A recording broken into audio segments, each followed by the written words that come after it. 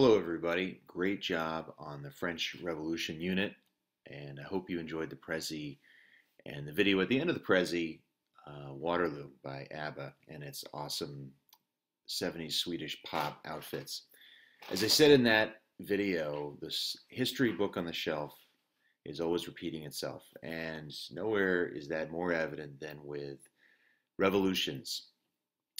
We studied the French Revolution and how it starts off as a tax issue, becomes a rights and role of government issue, and ends up in reign of terror and military dictatorship and ultimately constitutional monarchy, although even that's going to be fraught with more revolutions. We saw it with Haiti. We saw it with the Latin American revolutions too. And to this day, revolutions end up being far messier than just the simple phrasing that we read about with Locke. You know, you've got rights, the role of government is to protect those rights, and if the government's not doing its job, well, then we have the right, and as Thomas Jefferson said in the Declaration of Independence, the duty to rebel. Well, that sounds great, and it worked out with a lot of fighting, but it worked out in the United States. It doesn't always work out everywhere else. In fact, it's the norm that it doesn't work out so cleanly. And right now, that place that's struggling with that right now is Syria. Syria is a long ways away from the Episcopal Academy. If we go from our little home right here, this is where our classroom is, looking out onto those birds out there. If we type in Syria and jump to that country, way across the Atlantic, past the Mediterranean, to a country that, as you can see, is a rough place to live. It's got a lot of desert, it's got mountains. Here is Damascus, where a lot of the action happens in Syria, and where the chemical warfare, unfortunately, happened in Syria as well. Syria represents the most relevant revolution going on right now. It's when we dig in a little bit deeper, we can figure out that if we do some web searching, of course, we'll see that there are a lot of different players involved, not just the Syrian government against its own people, but groups from around the area. We can scroll down on this article, for example, and Russia's involved. The United States is involved. The UK is involved. Turkey's involved. Iran's involved. Saudi Arabia is involved. Qatar even is involved. And Jordan. All its neighbors there in the Middle East have something to say about it. But that makes it sound like it's a conflict amongst leaders of governments and has nothing much to do with the people themselves.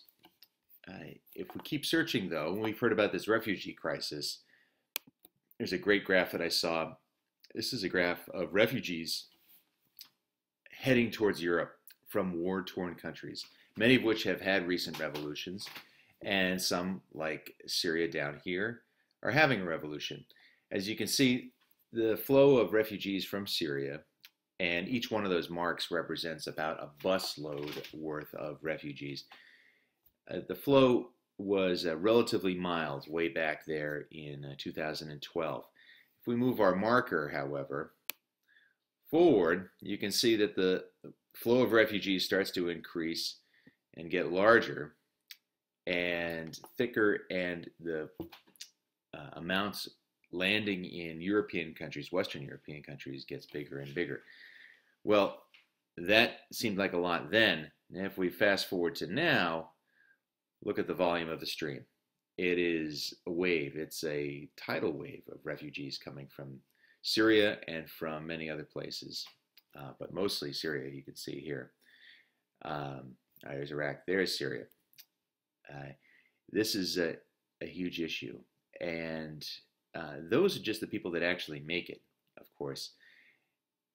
When we dig even deeper, it becomes even sadder when we talk about the people who don't make it. If you type a search for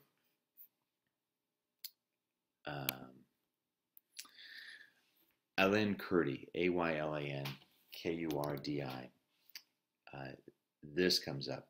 He was a boy who tried to make it over with his family. He was a 3-year-old boy, and their little boat capsized in the waves, and he and his other siblings did not make it, along with their mother, did not make it out of the water alive.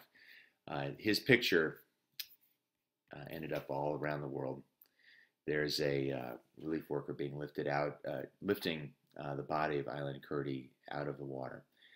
When you get this deep, you understand that it's not just about nation states. It's not just about large numbers of refugees. It's about individual people who are dealing with this, and how hard it is for countries from the outside to help, even if they've got the resources to help. And that's what we're going to do in class. We're going to read about the general background for this Syrian conflict, and then we're going to explore the different options that the United States has to help, from full-out military involvement to limited engagement to negotiated settlement of the civil war to leave it alone. It's not our problem. And we'll explore those four and debate those in class and see just how complex and difficult this issue really is. To get started, I've made another EduPuzzle video. It's a BBC intro about the Syrian crisis, and I've put questions in there for you to answer as your homework. And then once we've done that, we'll come in tomorrow, and watching it will probably generate for you more questions than you're answering in that video. We can discuss those questions and look up who certain groups are, like Hamas and Hezbollah and other actors that we may not be familiar with at this point. And once we go through that, then we will divide into our groups with our options for intervention in Syria and go from there. See you tomorrow.